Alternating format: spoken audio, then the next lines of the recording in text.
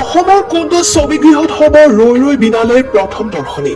কিমান সময়ৰ পৰা আৰম্ভ হ'ব প্ৰথম দিনাৰ প্ৰথমটো দৰ্শনী? দৰ্শকৰ সমান্তৰালকৈ ছবিগৃহৰ কৰ্মচাৰীও যথেষ্ট আশাবাদী জুবিন গাৰ্গৰ শেষৰখন চিনেমা ৰৈ ৰৈ বিনালেক লৈ।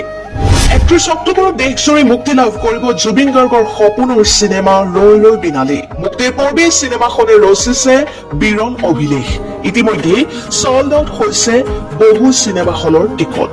দৰ্শকৰ অভূতপূৰ্ব সঁহাৰি দেখি তেজপুৰৰ IMP ছবিগৃহই এদিনত 15টাকৈ দৰ্শনীৰ ব্যৱস্থা কৰিছে।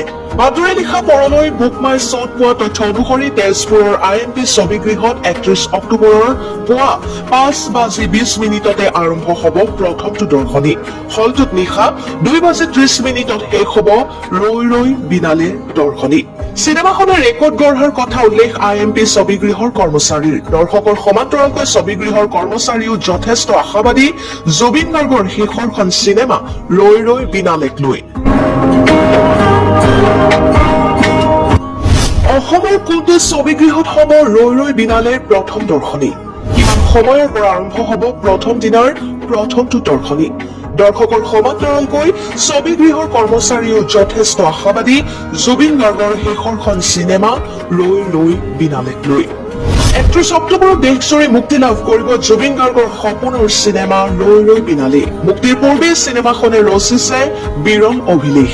ইতিমধ্যে চল্ড আউট হৈছে বহু চিনেমা হলৰ টিকট।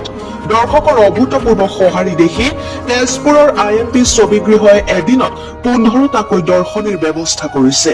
বাতৰি লিখা পৰলৈ বুক মাই শ্ব'ত পোৱা তথ্য অনুসৰি তেজপুৰৰ IMP ছবিগৃহত 31 অক্টোবৰৰ পুৱা 5:20 আৰম্ভ হ'ব প্ৰথমটো দৰ্শনী। হলটোত নিশা 2:30 শেষ হ'ব ৰৈ ৰৈ বিনালেৰ দৰ্শনী। চিনেমাখনে ৰেকৰ্ড গঢ়াৰ কথা উল্লেখ IMP ছবিগৃহৰ কৰ্মচাৰীৰ। দৰ্শকৰ সমান্তৰালকৈ ছবিগৃহৰ কৰ্মচাৰীও যথেষ্ট আশাবাদী জুবিন গাৰ্গৰ শেষৰখন চিনেমা ৰৈ ৰৈ বিনালেক লৈ।